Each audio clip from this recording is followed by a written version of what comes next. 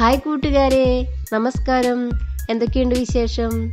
പിന്നെ ഇന്ന് ഞാൻ കൊള്ളിപ്പുഴുക്കിൻ്റെ വീഡിയോ ആയിട്ടാണ് വന്നിരിക്കുന്നത്. കൊള്ളിപ്പുഴുക്ക് എന്നും കപ്പപ്പുഴുക്ക് എന്നൊക്കെ ഇതിന് പറയും. അപ്പോൾ അതെങ്ങനെയാണ് ഉണ്ടാക്കുന്നത് നമുക്ക് നോക്കാം. നമുക്ക് കപ്പപ്പുഴുക്ക് ഉണ്ടാക്കാൻ തുടങ്ങിയാലോ?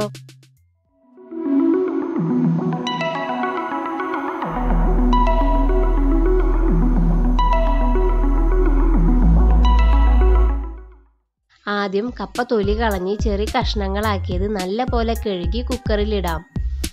2-3 പച്ചമുളക് കൂടി ഇട്ട് കൊടുക്കാം. ആവശ്യത്തിനുള്ള ഉപ്പും ചേർക്കാം.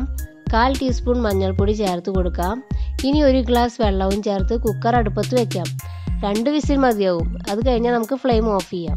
അപ്പോൾ ഈ സമയം കൊണ്ട് നമുക്ക് അരപ്പ് തയ്യാറാക്കണം. അതിനുവേണ്ടി മിക്സിയുടെ ചെറിയ ജാറിലേക്ക് 1 നാളികേരത്തിന്റെ പകുതിയും 4 ചുവന്നുള്ളിയും കുറച്ച് ജീരകവും ചേർത്ത് ഒന്ന് ക്രഷ് ചെയ്യാം. കുക്കർ തുറന്നു നോക്കാം. കപ്പയൊക്കെ നന്നായി വെന്തിട്ടുണ്ട്.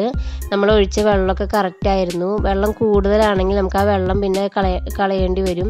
ഇപ്പോൾ വെള്ളമൊക്കെ കറക്റ്റാണ്. നന്നായിട്ട് ഇത് വെന്തിട്ടുണ്ട്. ഇനി നമ്മൾ ചതച്ച് വെച്ച നാളികേരമില്ലേ, അതും കൂടി ഇതിലേക്ക് ചേർത്ത് നന്നായിട്ട് ഇളക്കി കൊടുക്കാം. ഇനി ഇത് കടുക് പൊട്ടിക്കണം. ഇനി കടുക് താളിക്കുന്നതിന് വേണ്ടി ഒരു പാനിൽ കുറച്ച് വെളിച്ചെണ്ണ ഒഴിച്ചു കൊടുക്കാം. വെളിച്ചെണ്ണ ചൂടാവുമ്പോൾ അതിലേക്ക് കടുക് ഇടാം. 2-3 വറ്റൽമുളക് കൂടി ഇടാം. പിന്നെ കറിവേപ്പിലയും ചേർത്ത് കപ്പപ്പുഴുക്കിലേക്ക് നമുക്കിത് ഒഴിച്ചു കൊടുക്കണം.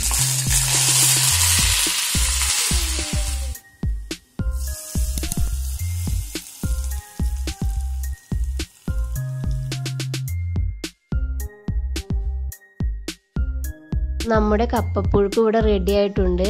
കപ്പപ്പുഴുക്ക് മീൻകറിയുടെ കൂടെ കഴിക്കാൻ വളരെ ടേസ്റ്റാണ്. കഴിഞ്ഞ ദിവസം ഞാനൊരു മീൻകറിയുടെ റെസിപ്പി ഇട്ടിരുന്നു. അത് കാണാത്തവർ ഡിസ്ക്രിപ്ഷൻ ബോക്സിൽ ഞാൻ അതിൻ്റെ ലിങ്ക് ഇട്ടിട്ടുണ്ട്. അപ്പോൾ എല്ലാവരും കാണുക. നിങ്ങൾക്ക് ഈ വീഡിയോ ഇഷ്ടമായെങ്കിൽ ലൈക്ക് ചെയ്യണം. പിന്നെ നിങ്ങളുടെ ഫ്രണ്ട്സിന് ഇത് ഷെയർ ചെയ്യണം. പിന്നെ ഒരു കാര്യം, ഈ ചാനൽ ആദ്യമായിട്ട് കാണുന്നവർ ഒന്ന് സബ്സ്ക്രൈബ് ചെയ്യണേ. പിന്നെ സബ്സ്ക്രൈബ് ചെയ്യുമ്പോൾ തൊട്ടടുത്തുള്ള ബെല്ലൈക്കൺ കൂടി ഇനാബിൾ ചെയ്യണം. അതിൽ ഓൾ എന്ന് സെലക്ട് ചെയ്യണം.